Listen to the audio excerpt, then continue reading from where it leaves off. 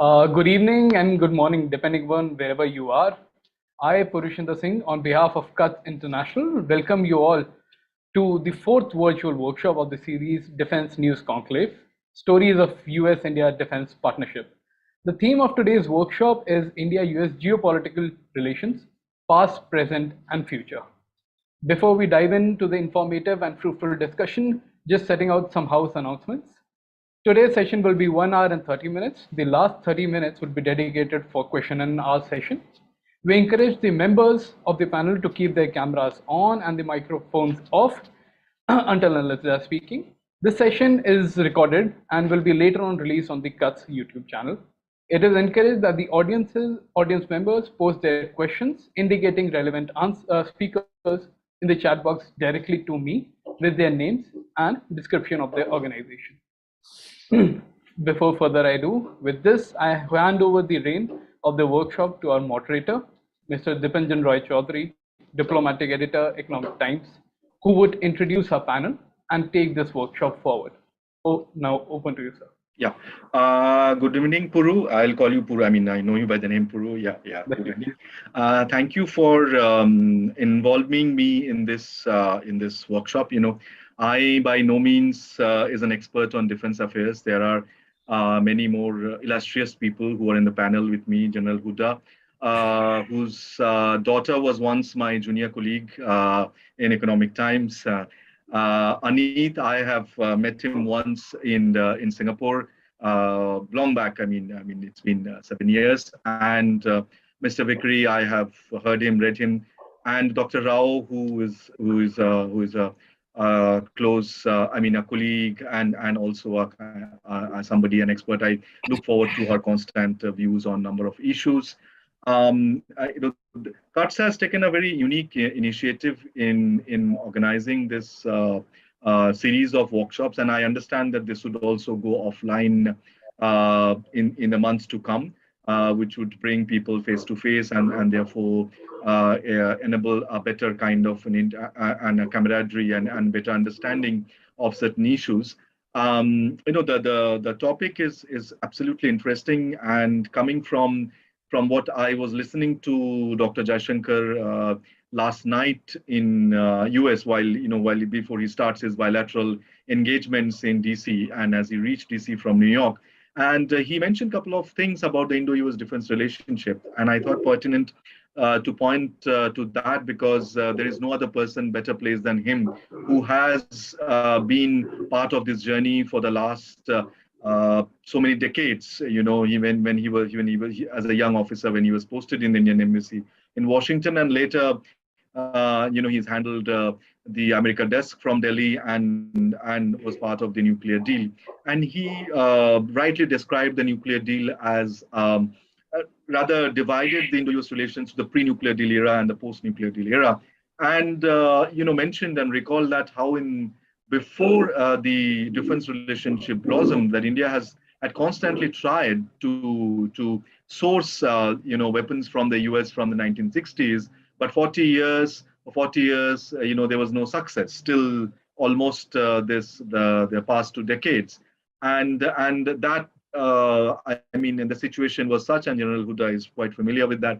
And we were compelled, or rather, we went to the other partner who were willing to share, sell arms and share technology, and therefore, that led to a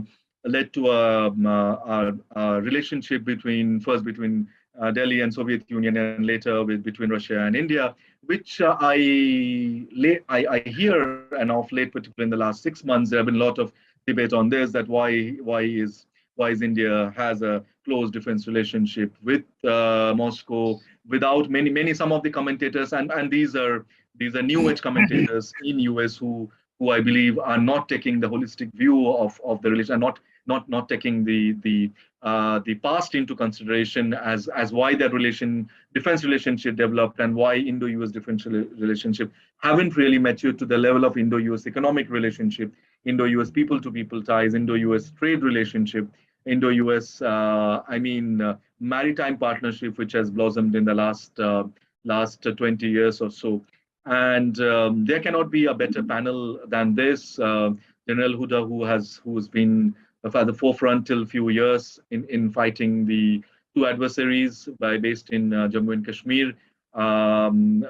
We would be followed after General Hooda by Anit and Mr. Vickery, and then we have Dr. Rao coming in. Dr. Rao would bring in a perspective of Europe into the Indo-US relationship and how some of the European countries are now trying to come into the Pacific as partners of India and U.S. relation. And I would like to, end my opening remarks by saying that the transfer of technology still remains a big obstacle in this defense relationship. And India is not a member of NATO, and probably India will not join NATO in its form. And despite having dialogue with NATO from time to time, too big a country to become a member of a security alliance per se. We are into one of these security alliances. We will definitely be asked to be part of other security alliances. I'm talking about security alliances. And India would not like to be into A camp or B camp and rather navigate this very complex geopolitics. So how do we in this maximize the defense relationship, and how does US, come out of its, kind of hesitation? India is trying to come out of its hesitation.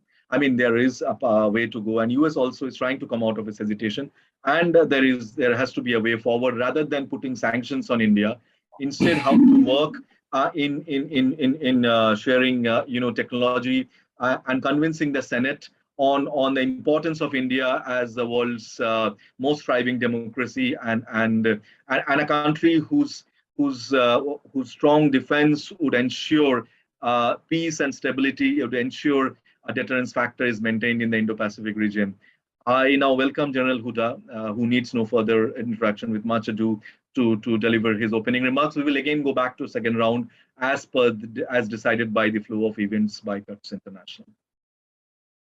So thank you very much, Dipanjan. And I'll take my 2 rounds as follows. In the first round, I'm going to talk about some strategic realignments, recent geopolitical events, with a view to giving us some glimpses of the challenges and the opportunities in the India-US bilateral relations. And I'll take the second round in, looking ahead, say maybe a decade or so. I think 25 years is too far to look into the future. Maybe over the next decade, and give some pointers on how I think, India-US relations can be strengthened and taken forward.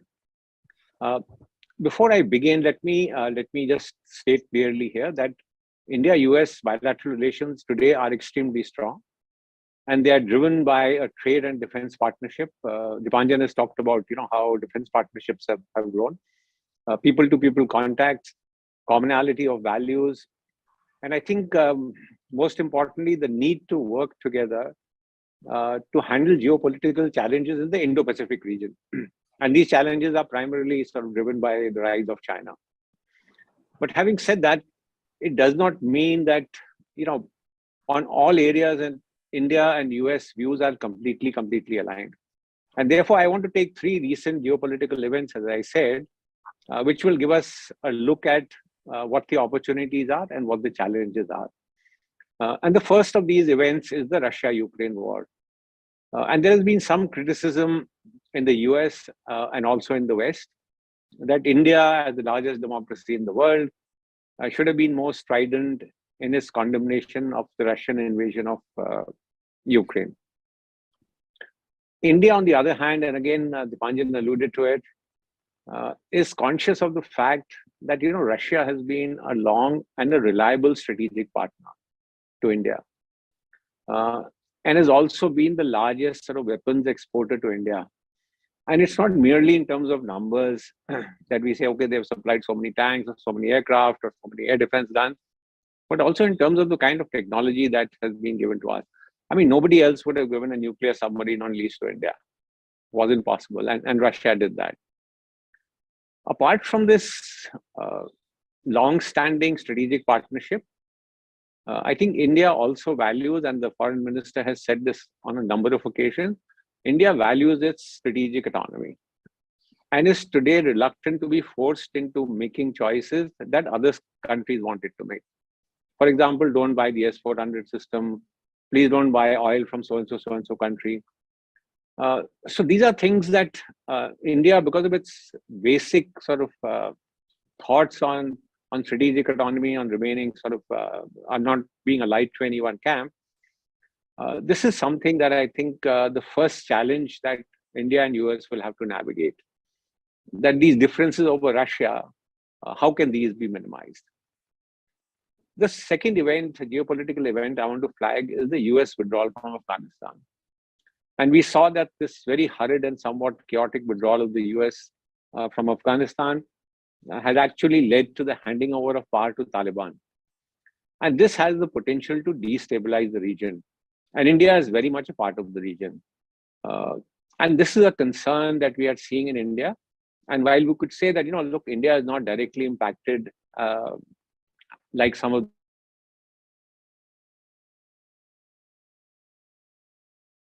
regions, we are seeing some problems in Iran and Central Asian republics. But the fact is, as I said, India being part of the region, and if there is spread of instability, if there is spread of radicalization in the region, this is something that very much concerns India. There are also worries about how the US-Pakistan relationship will move forward, and whether the US will continue to pay attention to India's concern over Pak-sponsored terrorism. See, let us not forget that India's views on what Pakistan was doing with regard to terrorism coming across our borders into India, and how the US viewed it, was an irritant in US-India relations in the past. And I think this is something that we'll have to look forward in the future. You've already seen that there is some sort of dissatisfaction over the F-16 modernization that has been done. So again, these are areas over Afghanistan, instability over the future of US-Pakistan relations is also something that we will have to navigate as we look at the future. And the third area I want to flag is the recent trajectory of India-China relations. And we have seen that in the last 2 years, India-China relations have deteriorated during the kind of situation that has happened along the LAC since May, June of 2020. And what this has resulted in is, we are seeing a shift of India moving closer to the US. We are seeing a shift in the strengthening of the Quad mechanism. So I think there are opportunities here to evolve for India and the US and find common ground to see that a rising China does not impose a kind of a hegemonic order in Asia that will be disadvantageous both to India as will also dilute US influence and power in the region. So I think it's in our common interest to see what is the way we need to deal with China. And frankly, this is not going to be easy. So it's just not a one-sided kind of a solution that we can come to. Because it is also clear that India is not going to run unabashedly into the US camp or come into some alliances, with the US against China. India would like to manage its relations with China in a manner that it does not result in open hostilities, and that it does not prevent India from its focus on, what is India's focus? It's on economic growth, on the betterment of its people. And so it also doesn't want relations with China to deteriorate to such an extent that there's open hostilities along the LAC. So there are both opportunities and challenges with what we are seeing today is the state of India and India and China relations. So I will just end my first sort of round here. And what I will do in the second round is that we've heard the challenges, we've seen the opportunities. What are the ways in which we can move forward over the next decade, to strengthen our relations better? So, Dipanjan, I will end here. Thank you very much. You still have time, General. I do. I will take the second part later. Okay. Can we come to Mr. Vickery? I mean, for his views, I know a view from DC. I mean, as how you and probably a more holistic view, if I say without without the usual. I mean, a non-politician's view. I would say. Yeah. Well, thanks very much, Mr. Chaudhury, and thanks to CUTS for putting this fourth workshop together. Particularly, Bipul has done great service here in Washington, so I'm happy to be here today. I've been asked to comment on three areas. The first is the 75 years of history between independence and now of India. Second, 25 years going forward. I've also been asked to comment on the legacy of the U.S. India civil nuclear deal. And finally, on the question of the ability to have strategic autonomy. That's impossible to do in 7 minutes, but I'll give it my best shot. First of all, I think in terms of history, we need to look back further than 75 years. Minister Jayashankar has said on several occasions that there was 200 years of humiliation of India by the West. Presumably what he means by that is the British Empire days. The United States was not part of the British Empire. We fought 2 wars against the British for our own independence, and we're not responsible for having done that. So to have that kind of background bleed into U.S.-India relations, it seems to me, is a mistake. If you look at the period since independence, I think the first point is that there really are 2 different eras, and I would classify those eras as from 47 and not to the civil nuclear deal in 2005, but to 1991. And 1991 is absolutely crucial for the strategic relationship because that was the year that the Soviet Union collapsed. And the vaunted friendship and ability to get arms and so forth was very much deteriorated. It was also the year in which the economy of India collapsed. And it opened the way by doing away with the license Raj and building socialism in one country, the whole top-down economic system, for the U.S. And India to be able to interchange and cooperate across the board. So I think that 1991 is the key time. And just as I wouldn't go back to the 200-year history of British colonialism, it seems to me that the period from 47 to 91 should be taken with a grain of salt. As we all know, it was up and down.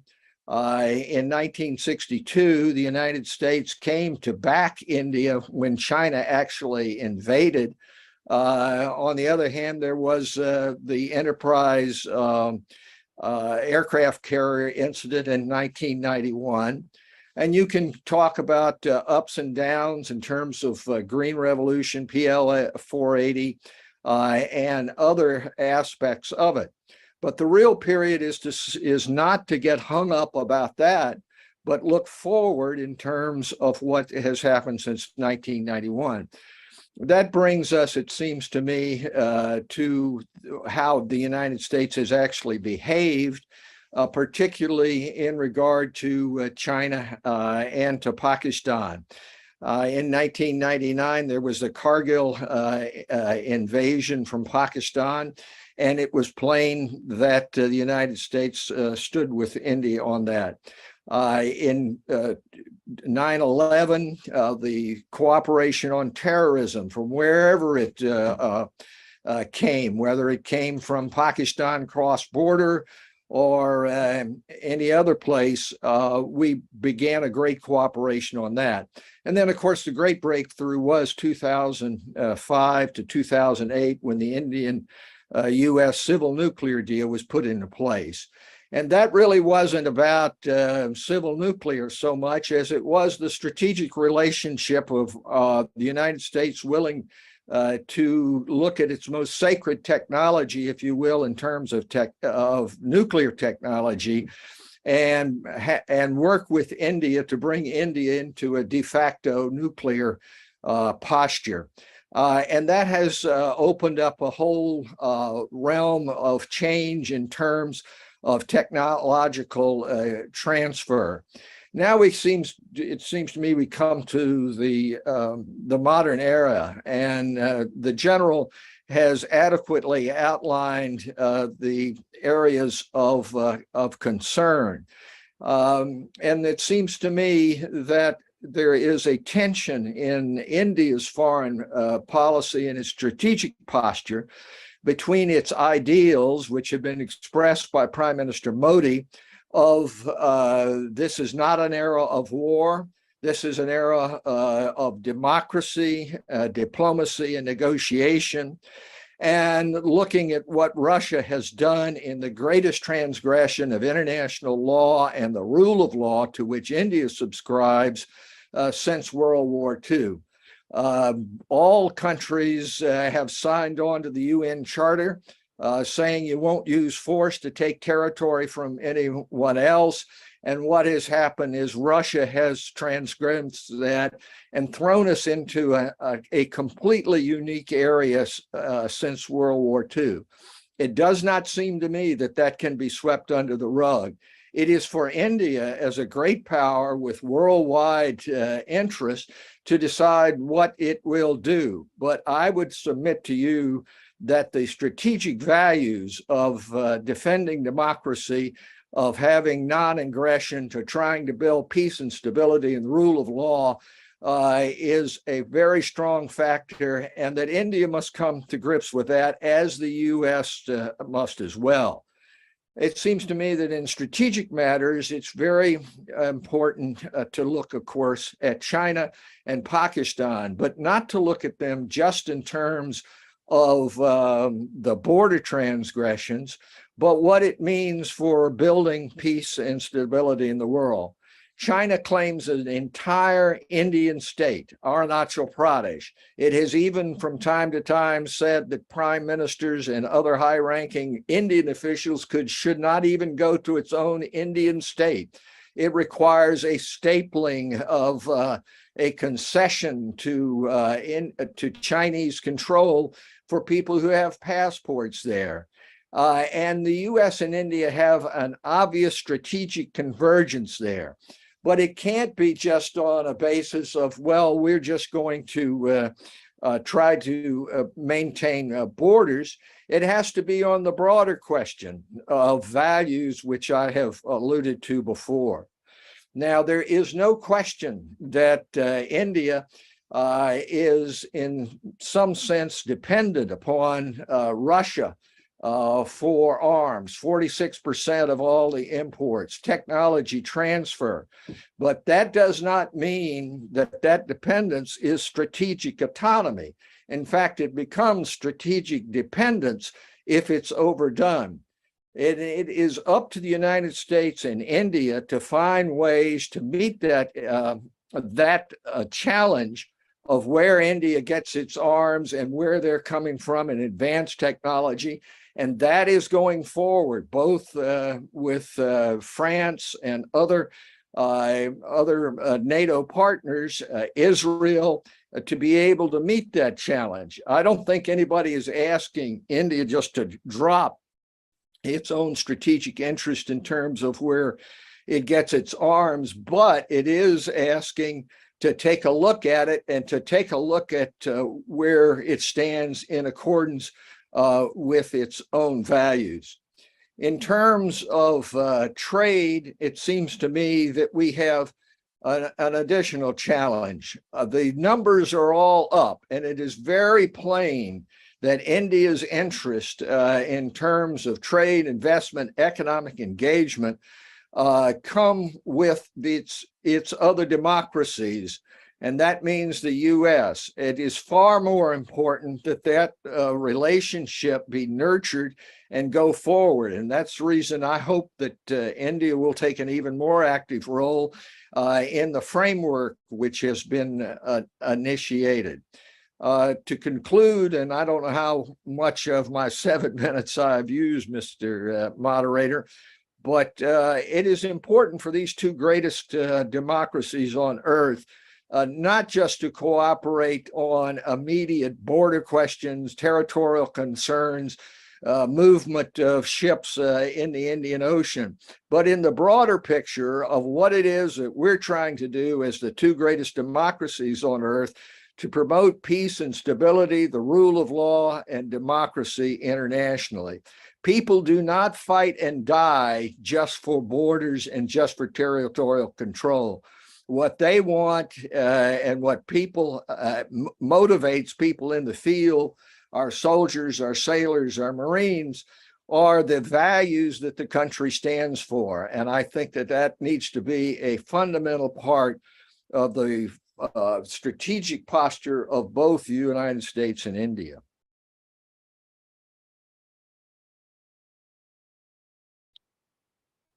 Thank you, Mr. Vickery. I mean, you have made a point. I would come back to you later where I would speak about the technology transfer. I mean, how can India and US navigate these bilateral challenges and as well as geopolitical challenges?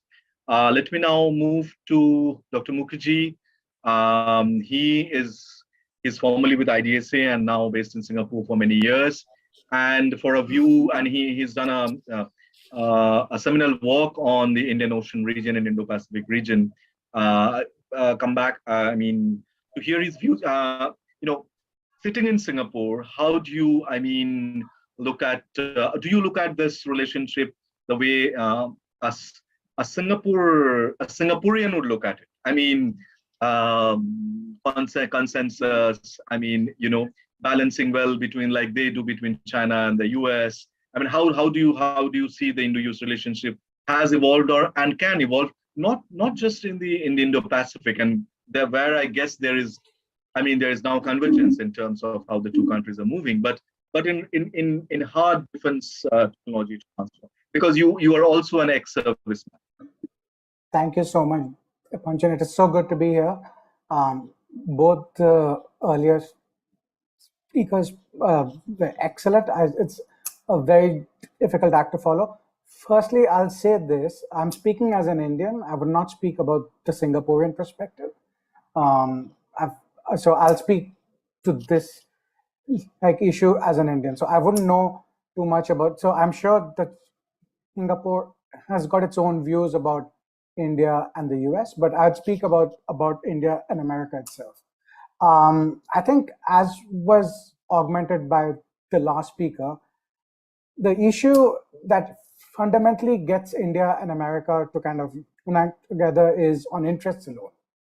When we get the issue of values into the picture, then it can become a pretty charged debate, right? Because when we talk about values, then it becomes charged because that can take you down a slippery slope. What are these values? Are we talking about? Is it democracy? Is it like the rules-based order as defined by whom, order as shaped by whom, order as shaped by the United Nations Security Council, for instance, where India is not a permanent member. So as opposed to this idea of, as two of the greatest democracies, big democracies, people-to-people contact, open societies, all those are important points. By all means, they are extremely important points. They are not to be overlooked. The fact that India and America, if you look at the people-to-people contacts, that's very, very significant. When Indians go to America and see the Indian Americans doing so well, as Americans come to India, they enjoy the openness of Indian society, of Indian media, of the Indian public space. And I think there is a sort of a congruence of the countries here. That's extremely important. But ultimately, from a realist perspective, it is actually about interests. And here's where I would go with the interests argument, that the interests align. The interests don't align perfectly, right? As was argued earlier. On certain issues, we don't see eye to eye completely. It could be about Pakistan, it could be about Afghanistan, it could be about Iran, it could be about Ukraine, it could be about other issues where we don't see eye to. It could be about climate change. It could be about trade. I think, bottom line, the best friendships are shaped by, in a case where the interests are what bind them. And on this count, I would say that India, America, because the interests align, mainly because of China. everything else, as I've just said, right? We could have tactical disagreements about Afghanistan, Pakistan, Iran, Ukraine, Russia, but ultimately what unites India and America is shared concern about the rise of China. And I think that's the first point I would want to make, that look, we should take the relationship forward in the best way possible that suits America's interests and India's interests. If by and by our values push us forward, where we can request each other to stay up to the values, and both countries have not lived up to the values at certain times in the past, even in the current, because I'm sure people can take issue with India, with America, with the way we are dealing with the diversity internally as well as with other countries. So I would go with the interests matter, interests unite us. We should argue on that point alone. The second point I wanted to speak to was U.S. India on the mill-to-mill ties. Here's where I'm extremely bullish about the state of the relationship. And here's where I would say, look, the best way to think about this is to think about the mill-to-mill ties in 5 years duration. Because if we think about where we are in 2022, then we ignore the fact of where we started this from. And we could go back to 1947, 1971, to the Kargil War. But I think the best place to start is, let's say, 2000 onward. So 2002 to where we were in 2007 to 2012, 2017, 2022. When we look at it in 5-year terms, I think the mill-to-mill and the defense relationship has been going from strength to strength. This includes from defense trade to the fact that the two armed forces are exercising so much. They're doing it, I think, all over the world across all three services, and this is generating a lot of trust. The Indian military is operating a fair degree of American equipment, and I think America should let its equipment do its talking, as opposed to come to India and say, buy this and buy that. I think as the Indian armed forces get used to the high standards of American equipment, by and by, there would be greater demand in India to say that, look, this is something that we need more of. And again, if you look at the relationship in 5 years duration, that's a better way to think about it. And on that count, I think we have come significantly forward. And that's what I share General Hooda's optimism there, that if you think about the next 5 to 10 years, I can see only scope for growth. And the third point I would make is, having been a part of the Indian military, having done my PhD in the U.S, and then been at IDSA for 2 years, wonderful years at IDSA. So I know a little bit about India and the U.S. I would say that, and I keep going back and forth between DC and Delhi, I would say that while the think tank community and the analyst community and the journalist community may have certain views about it, at the government to government level, they're doing far much more than what we think outside the government.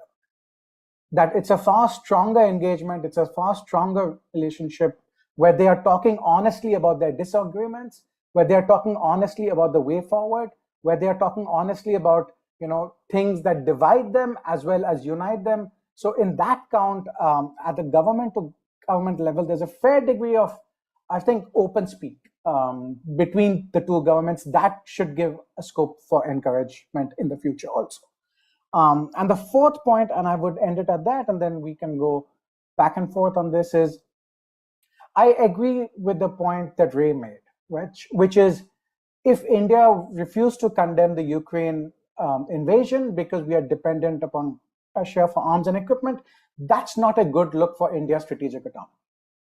Right? That does not make India look good, that India is not able to come across and condemn forcefully what is an outright case of invasion because we are dependent upon Russia for our weapons and equipment. At the same point of time, that should not be an excuse to say, well, if you depend upon Moscow too much, then we are not able to take an independent position, and hence we need to switch our dependency to whether it is America or France or Israel. That will come with its own baggage. And so I think what India needs to really focus upon is what has been spoken about, Atmanirbharta Bharat, the sort of self-indigenization process. Now, this cannot happen overnight because Indian domestic capabilities are just not there. But I think this government's approach to privatize, to seek FDI, creates an avenue for potential cooperation between India and the US. And the best way forward for that potential defense industrial cooperation is to have greater trust between the Americans and the Indians, where there are some concerns, and these are not completely irrational. There are some legitimate concerns in America about India's information security, right? The ability, and it's not because India would, let's say, leak the information because India wants to leak the information. But there are concerns that the Indian information security, defense industry, other agencies might be compromised to cyber theft, to outside interests who could be able to steal those industrial secrets. So here's where I think India and US needs to engage in a greater dialogue and greater trust building exercise so that Indians can, again, you don't expect the Americans to come and share the crown jewel kind of technology with the Indians from the get-go. But that's the sort of ambition that we should be thinking about 5 to 10 years from now.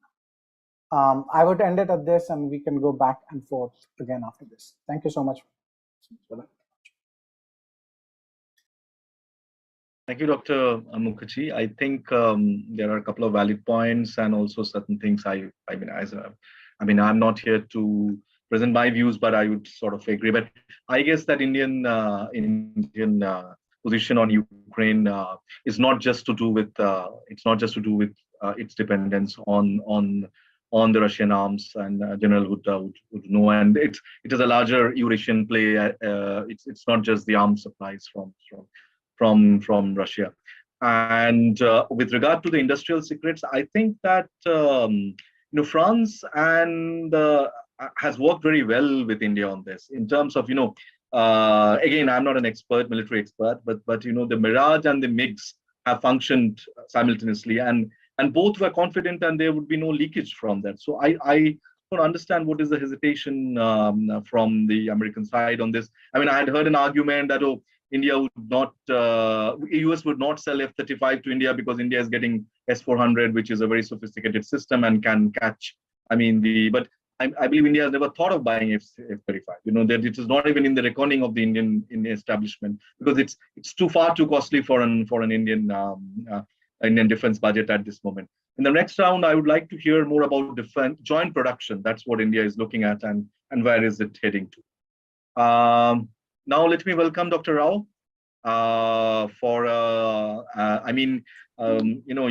are an expert on Eurasia, Europe, Japan, where you have spent considerable of time, and Australia. You were initially hesitant to come on this, but I said that I know your work, and I'm sure that you will do justice to. You would bring a perspective which is beyond that. Of course, beyond my kind of domain knowledge, but also a perspective which would bring the European perspective to the Indo-US relations, because one would see Europe as largely a Western allied countries, and therefore how do they look at it, and how do they think that Indo-US relations shall go forward? Yeah. Well, thank you. I hope I'm audible. So a very good evening to everyone, and also good morning to the gentleman who's joining us from the United States. Well, yes, first of all, thank you, Cuts, for inviting me, and thank you, Dipanjan, for such a kind introduction. One of the problems that happens when you're speaking last on a panel is that the most important points have already been conveyed. But like you said, that I have been asked to bring about a different perspective, which is about what Europe is doing, because you see right now this this major geopolitical shift in terms of the security architecture being destroyed, etc. All of that is happening in Europe. So obviously, what is happening in Europe is completely appended to their security calculus along with others. So I think let me start there, and I have about 7 minutes. I'll time myself. Yeah, and in the first part of my engagement, right now, I'll focus on 3 points here. First is, and it's also given in the flyer, so I'll kind of restrict myself to that and maybe take up more interesting questions later. The first is that, what is this multilateralism in the Indo-Pacific, the way it's emerging? And, I'll get into that. The second, perhaps, is something that I've been working on for a longer time now. And it's something that I feel that if I don't put, then there is no analytical framework in which we can understand as to what is happening, and which is that I see there has started to be a merging of these two security architectures, the transatlantic and the Indo-Pacific, and the reasons why I think and say so, along with a lot of other scholars who make similar arguments. And third, what I'll do in the first part is that I'll try and declutter this crowded, complex space of all these initiatives, and then in the second part, subsequently later. So, taking first, if you look at multilateralism, of course, and the way the security environment is rapidly changing, the Indo-Pacific construct is definitely being increasingly internationalized. Okay, and in such an environment, both joint initiatives, what they do is that they offer means to underscore shared normative goals and not just common threat perceptions. I mean, if you look at all these initiatives that are coming up in the Indo-Pacific, part of those are also about addressing threat perceptions, which are more directly related with security. Okay, India may not be a part of that, at least at the outset, or openly externally, but then there are those that are related with the threat perceptions, and then there are others that are only talking about the normative goals, whether it's climate or COVID-19 and the COVID vaccines, or perhaps the resilient supply chains and etc., the clean and green energies, etc. So that's one.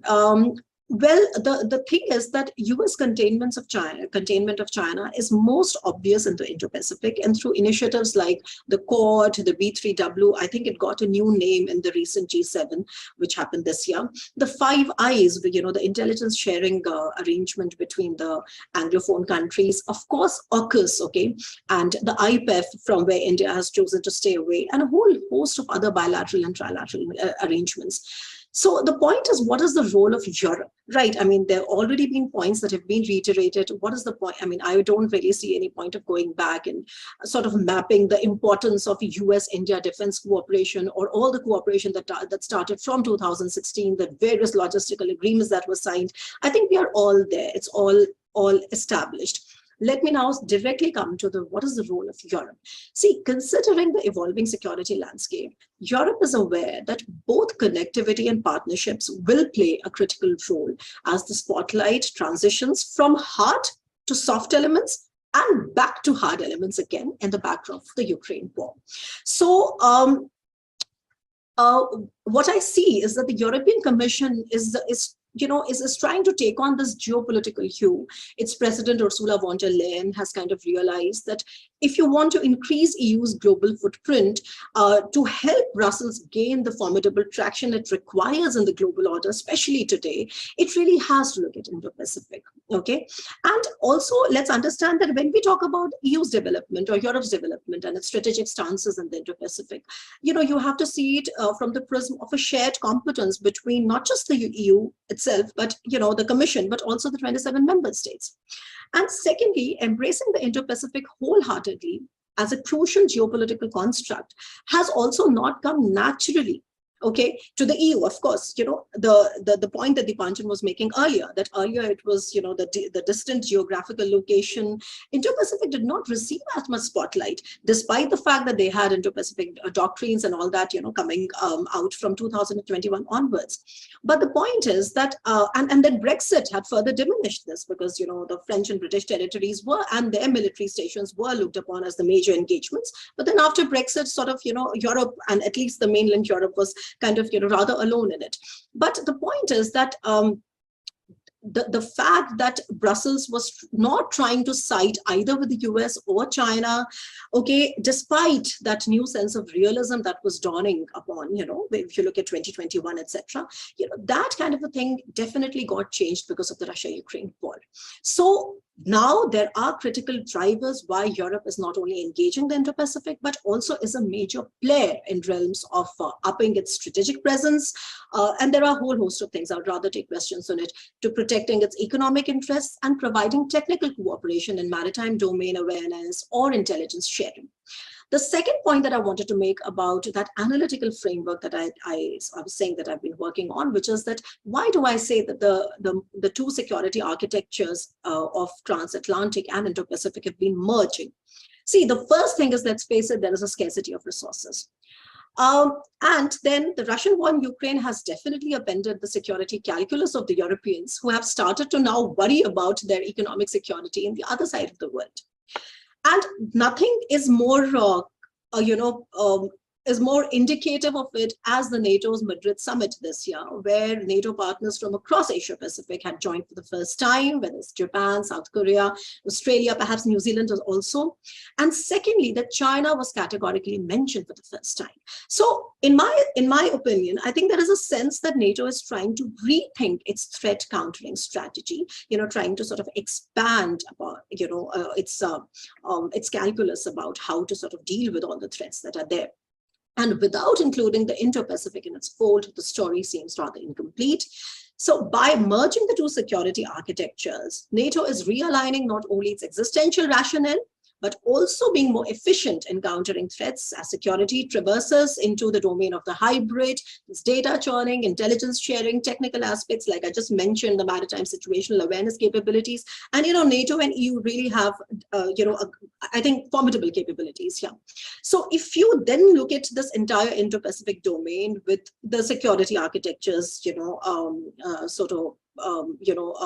meeting or converging, then you see the NATO's capabilities of MDA and MSA along with EU's capabilities of MDA and MSA. They would really strengthen the maritime security architecture of the Indo-Pacific, which is really required for actually upholding a rules-based international order, which is at the heart of all that we are trying to do with with these various initiatives that we are trying to sort of understand and analyze today. So the question is how to do it effectively. Now that we've understood that we need to do it, but how to do it effectively. I will take it up again in the later part of it. I think it's a work in progress, of course. And just very briefly, the third thing is that we definitely need to declutter the crowded, complex space of initiatives in the Indo-Pacific, where what I'll stop with is that the thing that we need to remember is that mapping convergences is key. There can be no two nations with an identical set of foreign policy goals and objectives. So we need to sort of map how far are we converging and work on those. So the various initiatives that are listed, and I'll be talking about it in the later part of my engagement, that the various initiatives should be looked upon as complementing rather than competing. And this convergence should be mapped in layers of engagement, almost like concentric circles. And in the second part, I'll tell you what I think when I say the layers of engagement. I think that the core should be identified. For example, the resilient economics or maritime security, defense, and these should be supported through multiple axes. And I have worked out a couple of multiple axes where I feel where the bigger players can converge and what should be the priority of engagement there. So whether it's Quad, Europe's Indo-Pacific engagement, the global gateway, the different multilaterals, bilaterals, trilaterals, and the triangular cooperations, all of that need some sort of a priority or prioritization. So with this, let me sort of end my first engagement, here, and then I look forward to the second one. Thank you for your patience and hearing me out. Thank you, Dr. Rao. You brought a different perspective altogether, and we will again hear, in the second round. Can I invite General Hooda again for his? He really had a very crisp first round. I could elaborate, and if you could, of course, you have spoken about the China threat. If you could talk a little more about the, joint production possibilities and the transfer of technology, Dr. Hooda. How do you see that evolving in the coming years? The hesitations, of course, will there, and as Dr. Rao mentioned, the two sides can never have identical foreign policy or security even approaches. How in these, as we progress in the relations and in the next decade, as you had mentioned at the beginning of your, how do you see the prospects of joint defense production? Okay, thanks, Dipanjan. I'll talk about joint defense production also, but I think there's the need to look at it in a slightly larger context. But let me just quickly, I want to make 4 quick points. You see, if we are looking at strengthening bilateral relations between India and US over the next decade or so, it has to be built on greater understanding and greater trust. So I just want to make 4 points. My first point is there is a need to minimize differences and maximize opportunities. And these opportunities, as Anit has brought out, these opportunities are due to common interests.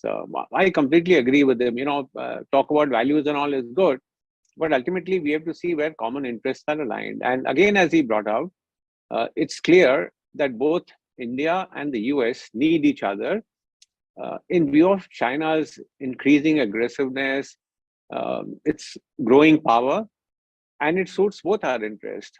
I mean, you are seeing now, clearly the US is articulating China as its sort of primary opponent. It's a part of the great power rivalry that is playing out, in particularly in the Indo-Pacific. India obviously does not want to see, China achieving hegemony in Asia, because that then again limits India's choices and what they can do. And so there is common interest here.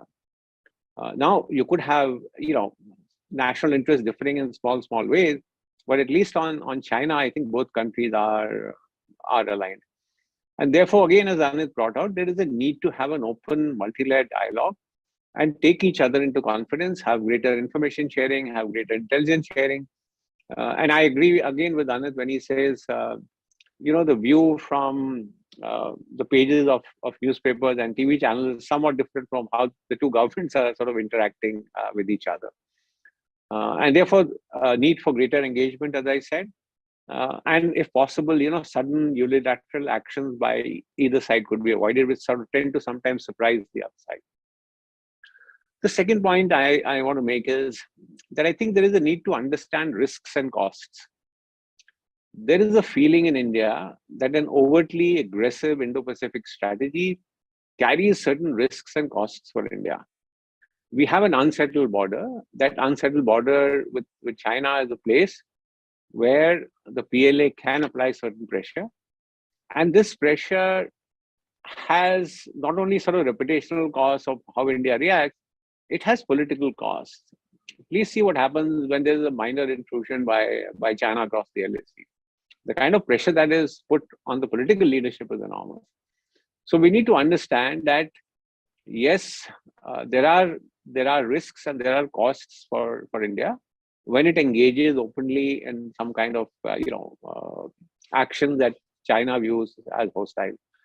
And therefore, this is something that US policymakers must understand when they ask India to do much more in the maritime domain. And I'm not saying the maritime domain is unimportant, it's important. But I think India's sort of concerns of the continental domain, the risks and costs should also be clearly understood. The third point I want to make is, see, ultimately, it's the balance of power which will decide the geopolitical trajectory of countries in Asia. Now, if China becomes too powerful, if the power differential between China and India becomes too much, if the US power weakens in Asia, obviously it will impact India's choices. And therefore, I think it is the interest of the US to see that this power differential between India and China does not become too much, does not become so much that we are restricted in the choices that India needs to make. And this is where the point you were making about assistance in the US defense industry, the Indian defense industry, assistance in technology. It is clear, both from our sort of over-dependence on Russia and on the performance of Russian weapon systems in Ukraine, that we are going to probably have to look at other alternatives. And this is where the US can actually step in and assist us. Not only you buy this from us, but in what India is doing. Atmanirbhar Bharat, the fact that we want to indigenize our defense industry. The US certainly has both the capacities, the technology, the ability to assist India in this regard. And this is one place that they must do. The other is in the area of technology. What we are seeing today in terms of technology is that we are seeing there's talk about a technology Cold War between the US and China. There's talk about, how there is going to be technology decoupling.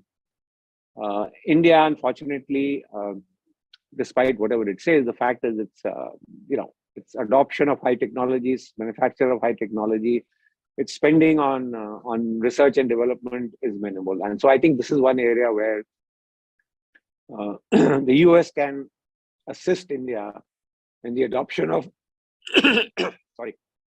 in the adoption of high technology in various sectors, in various fields, and finally in sort of shifting of supply chains, etc. to India. So there are numerous areas where I think the US and India need to partner together.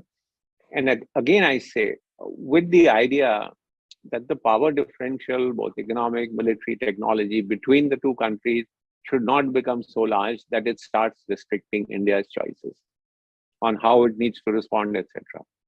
And my final point is, I think India will also have to reassess its relations with countries like Russia as we go ahead in the future. I mean, nobody in India is sort of supporting what Russia did in Ukraine. I mean, it was obviously naked aggression, which is not acceptable. And so we will have to, as we go forward, reassess our relations with countries like Russia. I think also reassess how far we wish to take this whole idea of strategic autonomy. And I'm saying reassess this idea because as we look into the future, and this is my view, there is not going to be a single country which is going to be able to handle China's challenge on its own.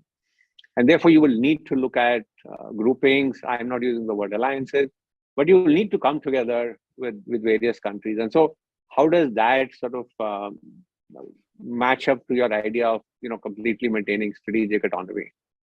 Is something that we'll have to, I think, look at. And some of the lingering suspicions on both sides. I mean, Raymond mentioned some issues, and I had mentioned some issues about how there are still some areas of suspicion that need to be addressed, again, as Anit said, through a very transparent dialogue, which articulate each other's respective national security. So I will finish here, Dipanjan, and take any other issues during the Q&A session.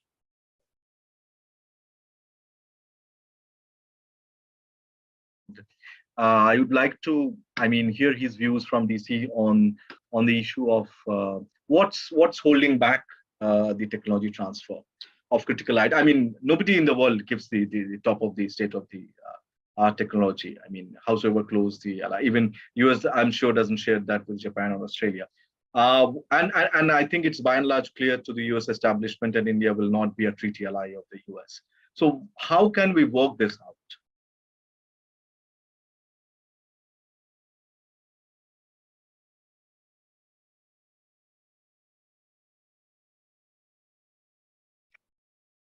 To whom are you addressing that question? Mr. Vickery, to you. Yeah. To me? Yeah. Well, I think that it has to be worked out. The United States is clear as recently as this past month that it considers India an indispensable partner. And it is just as clear, though, that you can't just say, well, all technologies are completely open. The question is, where is there a hang-up or an impediment to being able to have a relationship which becomes the two largest democracies in the world? And it seems to me that we've made a tremendous amount of progress, particularly since 2005, in changing our own regulations and laws to accommodate technology transfer.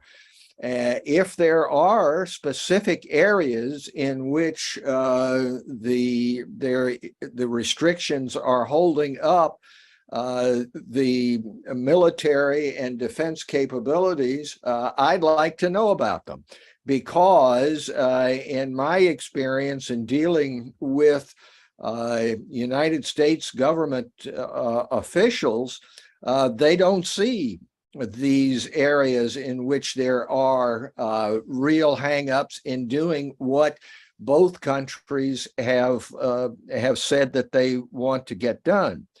And I would like just to reiterate, though, that when we're talking about values and interests, those are very slippery terms. And the question is, how does India define its interest? Do its interests include values such as the rule of law, non-aggression, and those things which are set forth not by the United States, but by the international community in the United Nations Charter? And it's really up to India to decide, is it truly a great world power? And looking at what happens in Europe as well as what happens on its own borders as crucial to its own security? Or is it a regionally focused and it's focused only on these borders? The other point I'd like to make is that this idea that we're going to consider defense military interest separate from the rest of the relationship, it seems to me is fundamentally wrong. If you look at the history of U.S. India relations, the fact that we were able to have economic engagement very much affected the strategic relationship. The fact is that in the real world, there is no such thing as divisions which are hard and fast between what are our military defense interests and what happens in the economic, cultural, and relationships fields across the board. So it seems to me that we need to be able to take into account that really the world is smaller, that Europe is not really separate from Asia, and that there is only one reality, and that reality includes both military, economic, and cultural values, which have to be worked on simultaneously to have a strong partnership.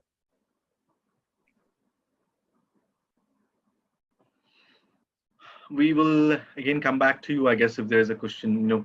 Can I now ask Dr. Mukherjee to? Thank you so much, Dipanjan.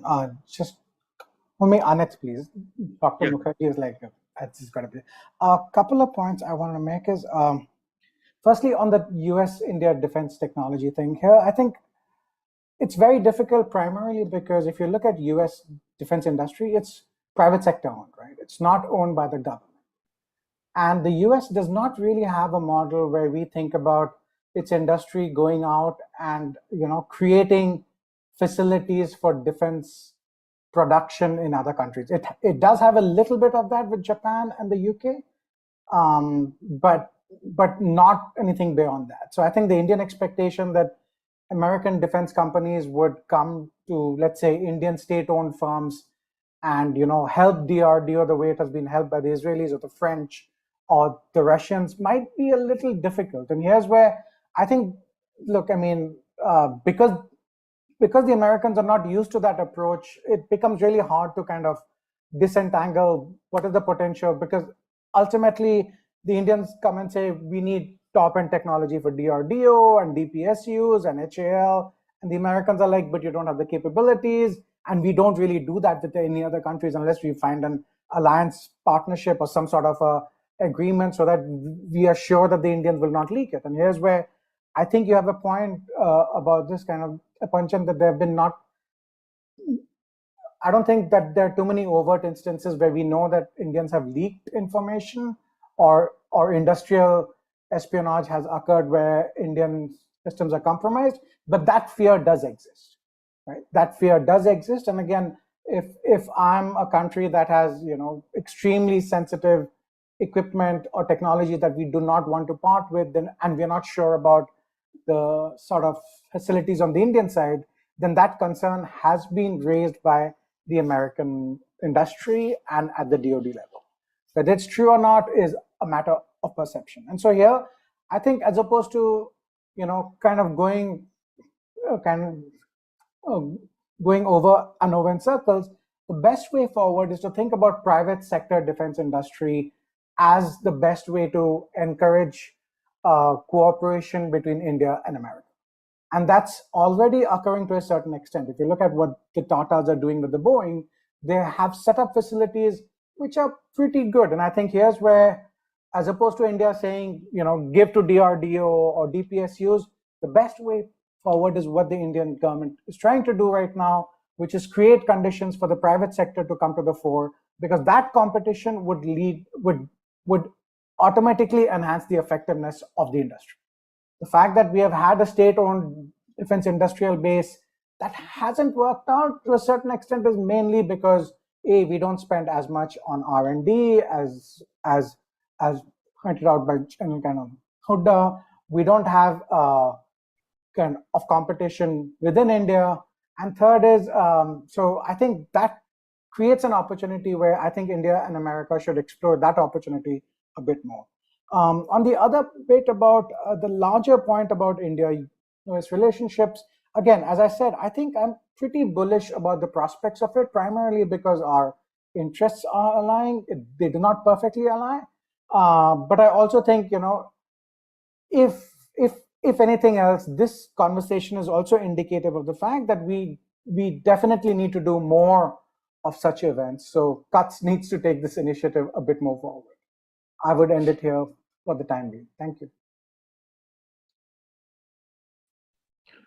Dr. Rao, you wanted to, share some views which you said that you do it in the second round. Oh, well, yes, it's become quite interesting. There was there's so much discussion, and Amit was just talking, so much sense about the defense cooperation and the hurdles and etc. And since I just recently worked on that, I'm so tempted to say something which is not really directly related with what I'm doing today on Indo-Pacific and Europe's engagement there. But yes, for definitely, before I sort of venture into what I wanted to say, definitely, the fact that India needs to, there are areas that we need to identify and sort of try and rectify. You see, just by giving a model of Atmanirbhar Bharat, the Atmanirbharta will not come. Telling the Western allies, whether it's the U.S. or Europe or France or whoever, Sweden or whoever we have deep defense relations with, that we would like to transcend the buyer-seller paradigm and get into TOT, etc. It's not going to come, because you see, the problem is that why is it that we have such deep relations with Russia? One of the reasons is that we understand that we need to diversify and all of that, but one of the reasons why it's not really worked, because India has to give up its lowest bidder mindset, which usually Russia hogs, generally, if you want to diversify. That's one. And I think there's a lot of development which is happening there. So I won't get into details, but yeah, that is one area which I identify. The second thing, and especially with Europeans, there are times when the Europeans do finish as the lowest bidders, but still the plans don't go ahead, because whenever it is about supporting the ancillary units in India, Indians and the red tapeism and the bureaucratic hurdles and all of that, Russians are somehow extremely flexible when it comes to supporting ancillary units and joint productions of whatever defense equipment we're talking about, whereas for the Europeans, they would like to have their say. Okay, and that is the reason that a lot of times, even when they finish as last bidders, the lowest bidders, the deals do not come through. So, these are things that India needs to work on. We need to sort of become more efficient, and there are ways in which we can become more efficient. And only then that, we can involve the private players, and all of this happens at a parallel level. Well, things like convincing the Europeans and the Americans that an empowered India is in the long-term interest of the US and Europe. Oh yes, it sounds great, but then there are things that we need to really do back home, without which, this kind of a statement would always sound extremely loose and extremely, I would say diffuse. So that's one. And now coming back to when I was talking about the Indo-Pacific and where we can deepen our engagement, and particularly looking at US, India, and the Indo-Pacific, I think one region that really stands out, and I was surprised that Amit didn't mention it despite he's sitting in Singapore, is the factor of ASEAN centrality. All these major powers are engaging with countries within ASEAN, particularly Indonesia, Singapore, and Malaysia, because all the major sea lanes of communication, they are falling under these countries' jurisdictions. Okay, so within ASEAN, of course, we understand that China divides ASEAN, but within ASEAN there are these three countries, and there's not so much time. I might like to take it in the question answer session, but within Indonesia, Singapore, and Malaysia within ASEAN are the countries where we need to really deepen our engagement with. Now, of course, I wanted to talk a little bit about what the European Union is doing, or the European Union's Indo-Pacific strategy is resting on the economic cornerstone of what is the global gateway and what they are doing with it. And I mean, that's one.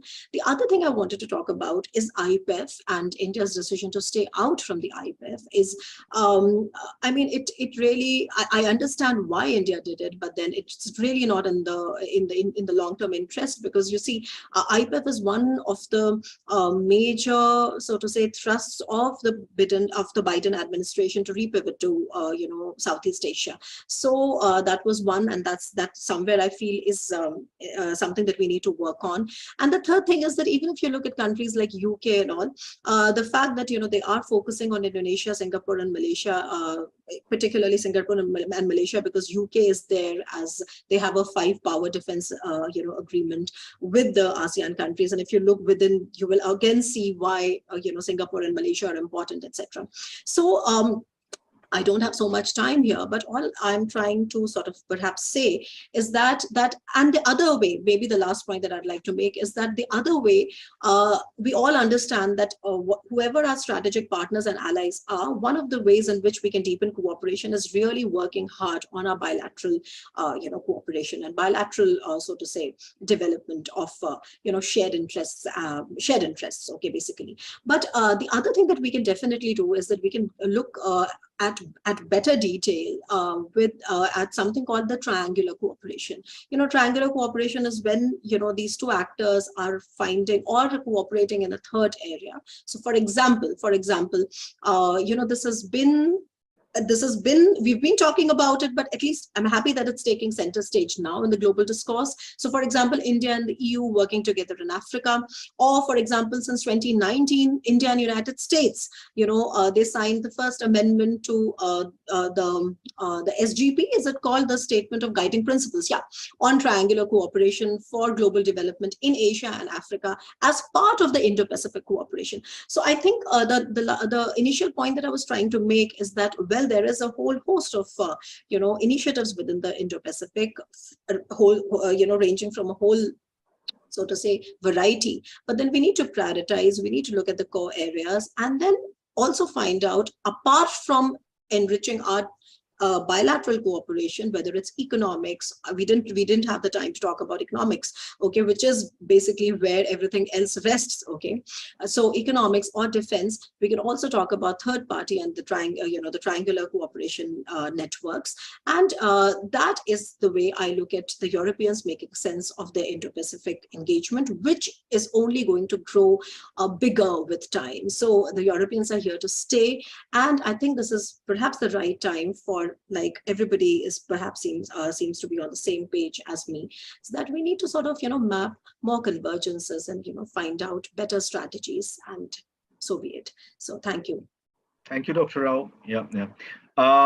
We just have now around 17 minutes left, and I have a couple of questions. Some are very direct to the panelists, some are not. So let me start with the first one. I think Dr.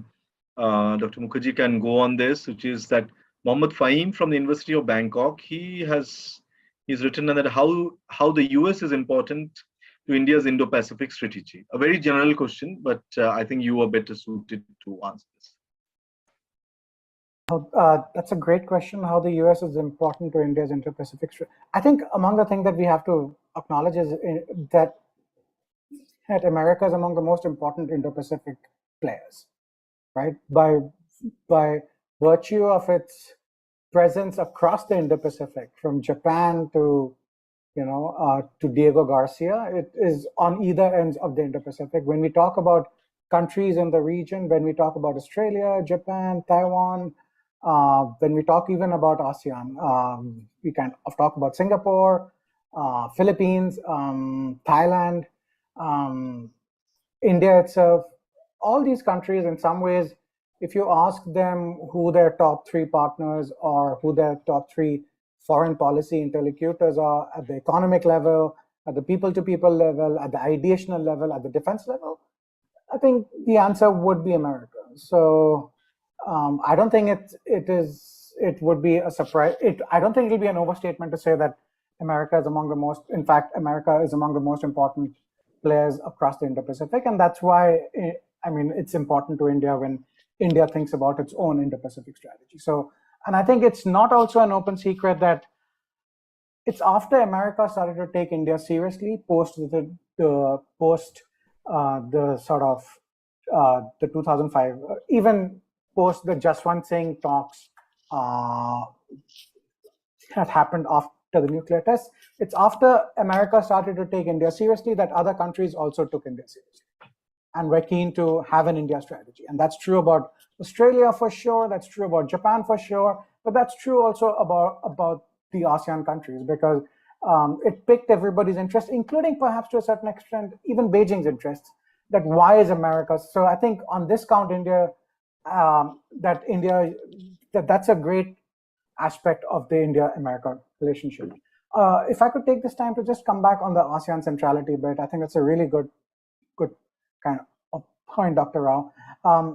I'm just, having been in Singapore, and this is not an indictment of just being here, I'm still struggling to figure out what ASEAN centrality is. I know that we make a lot of diplomatic statements about it, and everybody and Indians say it all the time, ASEAN, but figuring out when ASEAN is so fundamentally compromised in some ways, and it is an open secret, right? I mean, it is so that it's very difficult, and even ASEAN countries themselves are figuring out whether it's on Myanmar, whether it's on Cambodia, how to take a position forward. And that's why I think, although it's great for diplomatic speak to talk about ASEAN centrality, from a strategic sense of, from a strategic point of view, I'm still struggle to figure out what ASEAN centrality means in actual tangible terms for a country's interests. Thanks. Thank you, Dr. Mukherjee. There is a very pointed question to General Hooda.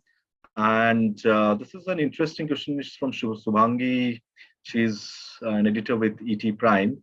She's asking because of the, the current recession. And I know it may not be directly linked to you, but it's interesting nonetheless and pointed towards you that, the current global recession and the rupee's performance vis-a-vis the dollar, how it is going to impact Indo-U.S. defense deals in terms of the India's, I guess she's looking at the India's purchasing power capabilities in an upcoming recession or in the middle of a recession. Yeah.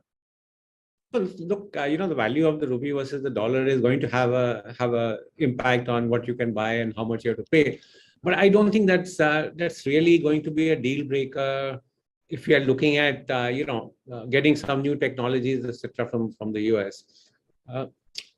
Just on the larger question of and a lot of people have talked about these defense deals and high technology equipment. One is, I think, with these 4 foundational agreements that were done, a lot of the issues concerning, how technology will be handled, some of those issues have been resolved. So I'm not sure there is going to be, any kind of reluctance because now how the technology will be handled, transferred, what is the kind of information that you can share with each other. A lot of that work has already been done. I think the points made both by, Dr. Rao and Anit, does India have the ability to absorb this technology? And that, I think, is a big issue. And particularly when we're looking at Atmanirbhar, that, everything now should be sort of manufactured in India, made in India. Is there the ability to absorb this kind of technology and to produce this technology in India? That is one issue, I think. And as Anit said, unless the private industry is, sort of incentivized, and right now it is frankly not incentivized enough, there is still this, thing of getting the DRDO and the DPSUs, sort of involved in all our defense production. So unless the defense industrial base itself grows strong, you have the ability to absorb technology, that is going to be a sort of a reluctant factor of how exactly the technology will be transferred.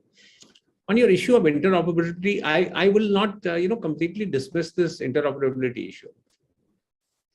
After all, there are you can have full systems, you can have subsystems. How will you integrate these subsystems into equipment which is, say, Russian and American equipment sort of working together? I think there are going to be issues and concerns. You gave the example of F-35. Yes, we haven't asked for F-35. But tomorrow, if you want an American stealth aircraft and you have the S-400, it's going to be an issue. I mean, finally, the radar is going to pick up stealth characteristics almost on a daily basis of what's happening. So there are some interoperability issues, not many, but I think it's something that we cannot sort of dismiss. But just coming back, the short answer is, I don't think the value of dollar versus rupee is going to be a deal breaker if you have to buy something. I don't think that will be an issue. Yeah. Samriddhi Roy from U.S IPF. I think this also, Dr. Rao, Dr. General Hooda, you are better positioned. She's asking, will the history repeat itself with the U.S. creating a trust deficit with India by getting closer to Pakistan? She's asking this in the question of the modernization of F-16s. And you had mentioned that this is an area of concern. I had mentioned it, but I don't see U.S.-Pakistan relations, going back or will be something at the cost of India-U.S. relations. I don't think. In India-U.S. relations today stand on, their own strength. And I think it's not either or that, you get closer to the U.S.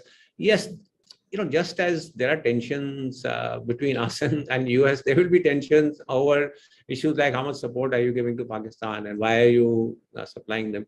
But to say that, relations will go back and our relations will become weaker, I don't see that happening. As I said, the strength of India-U.S. relations today is such that I see it only sort of going forward. I agree with Anit when he said, I think we just see it going stronger as we go ahead. I think there's something for Dr. Rao. Nitish Bhushan, and he hasn't given his designation. Are European powers trying to gather relevance in the Indo-Pacific independent of the U.S. in the light of the exercise Pitch Black? Oh, well, exercise Pitch Black. And you can also come in to the ASEAN you would like.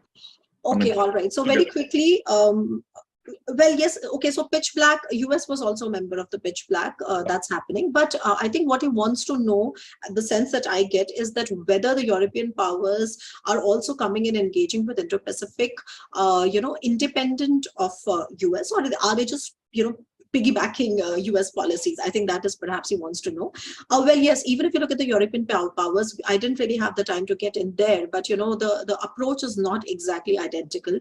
If you look at the EU and then you look at France and UK and then Germany, right? I mean, they have different portfolios, they have different interests. Initially, France is the only, so to say, the legit Indo-Pacific power because it has territories, it has residents, about 1.5 million, and it has been it has stakes in the Indo-Pacific. UK, because again, of one thing I mentioned, the 5-power defense agreement, and because it was a colonial power, etc., it also has certain territory, okay? But definitely not as much as France. And the problem is that after AUKUS, there seemed to be a kind of a fault line between the Anglophonic countries on the one hand, like US and UK and Australia, versus France. And, Emmanuel Macron was publicly extremely upset, and they used to consider it a stab in the back. And in fact, all the French that we met after AUKUS until some time ago said that it is a personal insult and etc. But the good thing is that it's a thing of the past, and they are also trying to overcome the differences. And the most potent example that comes to my mind right now is that the revival of the India, France, Australia trilateral. Okay, that's one. And the other thing is that even when you look at, the thing that we need to remember is that even when we are talking about European powers, we are not talking about everybody is not the same. And they are going to be engaging. Their engagement in Indo-Pacific is going to be calibrated according to their stakes and national interests. So you can't really have one formula that fits them all. But yes, EU, why? Because, when you say EU, it is like a collective voice of the 27 other countries as well. So short answer there. As far as The other thing that you asked about, I'm forgetting. Oh yeah, that I wanted to come in briefly to respond to Dr. Amit. Well, I totally agree with you, Dr. Amit, that what really is ASEAN centrality when China has been dividing ASEAN for years, right? And therein, I said that when you look at ASEAN, we understand that for making any initiative in the Indo-Pacific work, we need to make it ASEAN centric. But the problem is that you don't have ASEAN as a whole. Therefore, it makes sense to actually to engage more with countries like Indonesia, Singapore, and Malaysia that have jurisdiction over the major slots. And I didn't really have time to get into how the powers that I'd chosen, whether it's France or UK or the US or India. I mean, how many overlapping arrangements, trilaterals, etc. they have, particularly with these 2 or 3 countries that I meant. So I totally agree that you cannot be dealing with ASEAN as a whole. So I hope I responded to some of those questions. Oh yeah, I think it was about pitch black. I'm sorry, if you give me another few seconds, I'll just say. So pitch black was a collective exercise. I think why it was a news was because India was participating in the pitch black. Germany was participating for the first time. France definitely is a participant. UK is a participant. But it actually became, a little talked about in India because then after a few days, the Vostok exercises started happening in Russia, where India only engaged with India did not engage with the maritime component because we did not really want to get into those waters with Japan, because Japan and Russia have problems over Kuril, etc. So I think it was because of that came to light, where India's wholehearted participation in the pitch black versus India's half-hearted participation in the Vostok, and that was being played out again and again as to, does that really show India's coming of age or shifting of stand with respect to how we want to stand with the Western allies versus the Russians, etc. I think there was part truth in it, but not really the way it was put up. Yeah. Yeah. I think we get to hear, Mr. Vickery's views on that U.S.-Pakistan relations and that question. Well, I think there's no question that the United States has thrown the weight of its engagement with India. When you have the President of the United States saying that India is the indispensable partner, and then not saying something equivalent, it's pretty plain that there has been a complete decoupling of the old hyphenated, whatever you do with India, you have to do with Pakistan. That's no longer the case. And I would say that goes not only to interests vis-a-vis China, but the fact that there has been such warm and growing relationships across the board between India and the United States.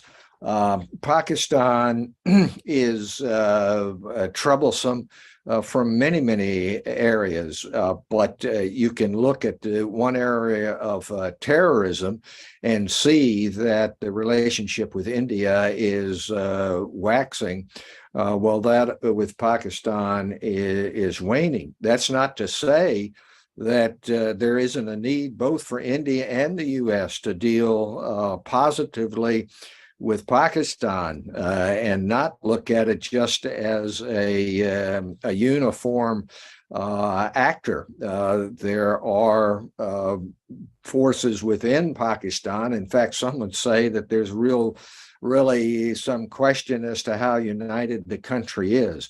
But bottom line is that the relationship with India is indispensable, and that is the guide star of what's going to happen in the future. I think we have really come to the end, towards the end, and I would proceed for a vote of thanks by Mr. Bipul Chatterjee, who is the Executive Director of CUTS International.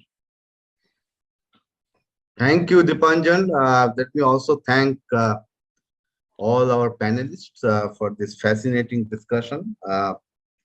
So my intention is not to summarize this discussion. Of course, we are going to come out with a brief report, just summarizing the main points, which will be circulated other than the video of this webinar. I would like to highlight just a couple of points. points. One is that you remember, all of us, I think, could remember that sometime last year, when Secretary Blinken was here, he made a comment that the future of Indo-U.S. Indo-American relationship is going to be a consequential relationship. So that's something which we have to keep in mind. I mean, it's going to be a consequences of several developments which are taking place, which are going to take place in future. The second point is what our foreign minister said a few weeks back, that where he has challenged this notion of Asia for the Asians, which effectively means that there is and there will be role of other powers in this in Asia, which he meant effectively was the role of Australia and United States in Asia. So we have to keep all these things in mind, and the essential point is that we have to keep our ultimate interest in mind, which is our national security, both in military sense as well as in non-military or non-traditional aspects of security. So keeping that in mind, I think there is no other way of working together than these two great democracies of the world. I think at the end of the day, and of course, there is no particular definition of long run, but I am taking 2050 as a long-term horizon, 20, 25 years, 30 years from now. We have to see that not just democracies can deliver, but also democracies should deliver. So we have to keep this big picture in mind and then see that how we can adapt to various challenges which are going to come up in our relationship, in our partnership. So with that, these are a couple of things which I wanted to flag. Let me also speak very, very briefly about what we intend to do in this initiative going forward. We're going to have a series of physical workshops in various cities of India, where our intention is to reach out to local language media, those people, to generate their interest on topics like this. Unfortunately, there is not much. So that is one of our objectives. Secondly, we're going to come out with further research on emerging important issues like transfer of technology, India's defense offset policy, and things like that. And also, as part of this research, we are also going to come out with a compendium of articles, thoughts, news items of different important developments in respect to Indo-U.S. Defense Partnership, defense relationship, in the larger context of security, our national security in the Indo-Pacific region, and things like that. And we're going to end this initiative with a big conclave, which we're going to organize in New Delhi sometime in next year, sometime in the second or third quarter of next year, where I think that will help us not just to discuss many of these topics, but also to come out with a forward-looking agenda for India and U.S. to work together, the two large and great democracies to work together. And I think that will also help. I mean, we're not looking at Indo-U.S. relationship in silos, but also there are other powers, middle powers and other powers who are democracies, how we can work together in order to address security and non-security related challenges which are there and which are emerging. And I think that as we are entering into a recession worldwide, so those challenges are going to be much more. And this time the recession may not be shallow and short, but it's likely that it's going to be deep and long.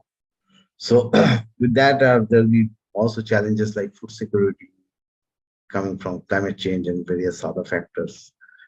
So all these things taken together, I see that the scope for relationship building, partnership between India and US is huge. And we have been working on, by we, I mean the Indian establishment and various other players. We have been working together on many of these subjects.